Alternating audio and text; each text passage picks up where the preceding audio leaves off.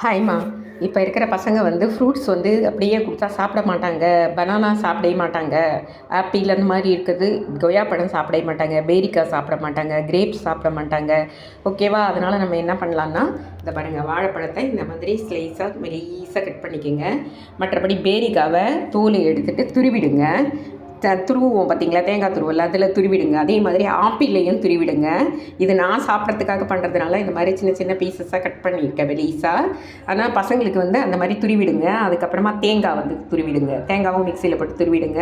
அதுக்கப்புறமா முந்திரி, திராட்சை. நாங்கள் வந்து ஃப்ரூட்ஸ் நிறைய இல்லை, அதனால் ஜஸ்ட் உங்களுக்கு இன்ஃபர்மேஷனுக்காக நான் வந்து இது மட்டும் வீட்டில் இருக்கிறதுனால இது மாதிரி இப்போ ஆயுத பூஜை பண்ணதுனால எல்லார் வீட்லேயும் ஃப்ரூட்ஸ் நிறைய இருக்கும்.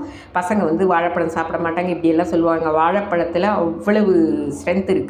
டெய்லி நைட்டு வந்து படுக்கும்போது ஒரு வாழைப்பழம் சாப்பிட்டோம்னா, சாப்பிட்றதுக்கு படுக்கிறதுக்கு முன்னாடி சாப்பிட்டோம்னா அதில் வந்து ராத்திரி பிளட்டு வைக்கும்னு சொல்லுவாங்க. அதுவும் பூ பழம், எல்லோ கலர் பழம். ஓகேவா? இப்போ பாருங்கள், இந்த மாதிரி முந்திரி, திராட்சை, அதுக்கப்புறமா வந்து நம்ம கிரேப்ஸ் வந்து சீட்லெஸ் கிரேப்ஸ் வாங்கிக்கோங்க. எல்லாத்தையுமே துருவி இதை பாருங்கள். பால், நம்ம வந்து சர்க்கரை போட்டுக்கலாம். அப்படி இல்லைன்னா, நம்மளுக்கு பிடிக்கலன்னா நம்ம நாட்டு சர்க்கரை போட்டோம்னா இன்னும் ஸ்ட்ரென்த்ரா. இப்போ நம்ம என்ன பண்ணுறோம், பால், சர்க்கரை, பாலை வந்து கொஞ்சம் நல்லா திக்காக சுண்டாக காசிட்டு க்ரீமியாக வர்றப்போ எடுத்து ஊற்றிக்கிட்டு இப்போ இதை எல்லாமே இதில் கொட்டிடணுண்டா. இப்போ இதில் கொட்டிட்டு அதுக்கப்புறமா ஃபுல்லாக மிக்ஸ் பண்ணிவிட்டு நல்லா, இன்னும் சொல்லப்போனால் ஒரு கையில் வந்து பிசைஞ்சா மாதிரியே பண்ணிடலாண்டா. பண்ணிவிட்டு அதுக்கப்புறமா எடுத்து ஃப்ரீசரில் வச்சுருங்க.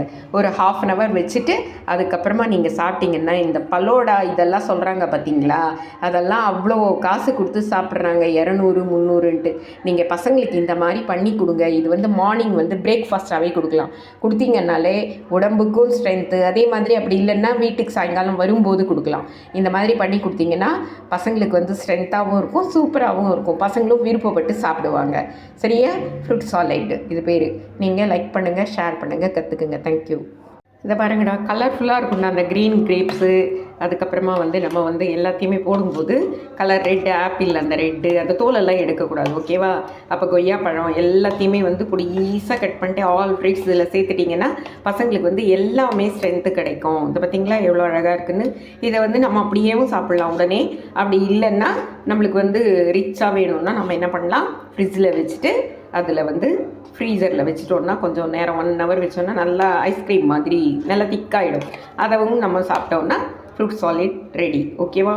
இது வந்து ஒரு கப்பு வந்து 5 star ஹோட்டலில் வந்து 300 rupeesரா. ஓகேவா? நம்ம வீட்டிலையே பசங்களுக்கு பண்ணி கொடுக்கலாம். சரியா?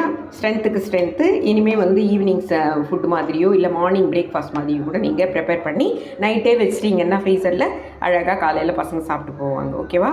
லைக் பண்ணுங்கள், ஷேர் பண்ணுங்கள், கற்றுக்குங்க, சப்ஸ்கிரைப் பண்ணுங்கள். தேங்க்யூ.